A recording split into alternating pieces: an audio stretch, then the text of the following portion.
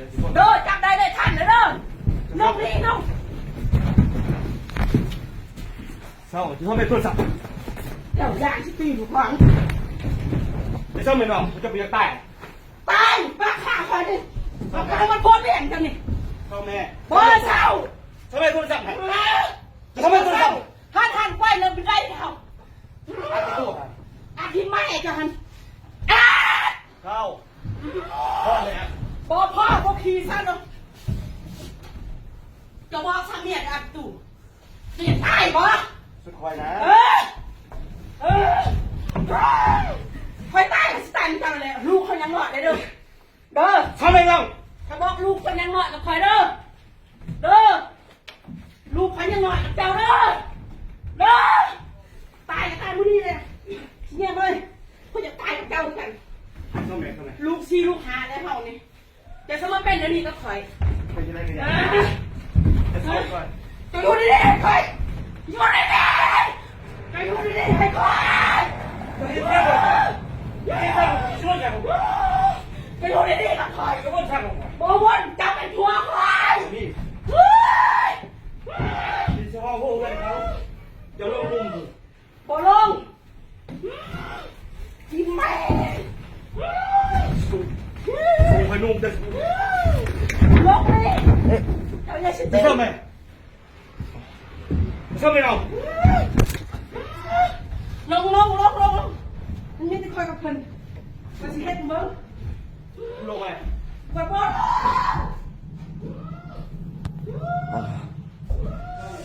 เจ็บซื่อ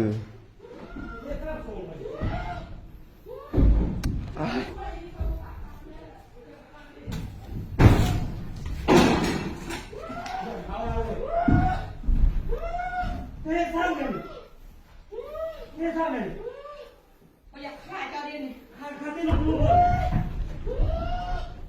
โอเคก็กระโดดถ้าเราเก่งกว่าเก่งเลยแค่เดียวจับเรื่องมันจะไม่ควรเดี๋ยวกินอะไรจะห่างไปวะใช่ไหมบอกเธอมาจริงก็ไม่จริงอยู่ดี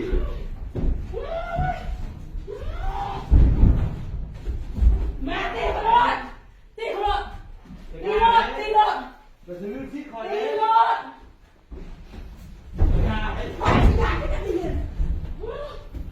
คนแม่แล้วอยู่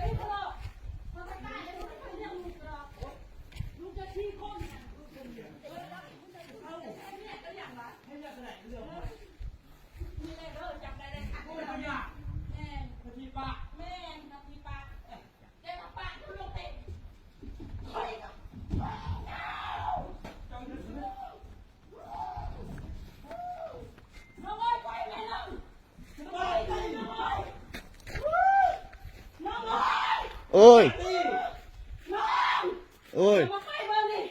จะได้ข้าจะทิ้งไหนขาเลยขาไปจะก่อชอบแม่เดี๋ยวขาไปก่อนป้าเนี่ยบอจะเป็นพัวคอยเขาบอกปะจะป้าคนดีพัวเมียคือกฎหมาย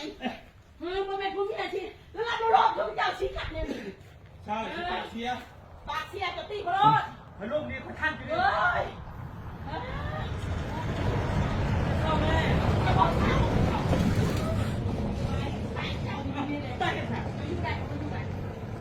ลูกเขาเขามีไปเรียกพี่ดาแม่มันเศร้าไหมบ่เศร้าได้ขาดเจ้านอนสีตาดีมาไว้นะยี่หักเลยเศร้ามาสิมาไอ้มึงเศร้าเอาพัวคอยมาไอ้มึงเอาเปล่าบ้าเจ้าเฮียทัน เชื่อเขา